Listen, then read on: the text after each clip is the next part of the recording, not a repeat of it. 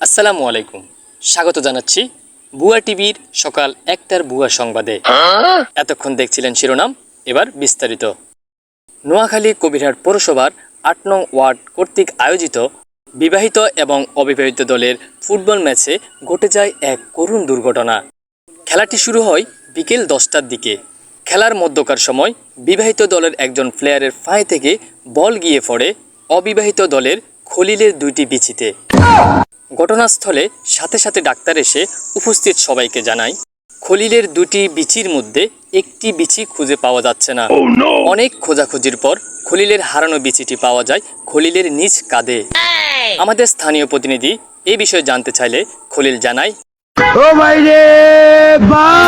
এই ছিল আজকের বুয়া সংবাদ। এরকম বুয়া সংবাদ শুনতে আমাদের পেজটি এখনই ফলো করুন। ধন্যবাদ।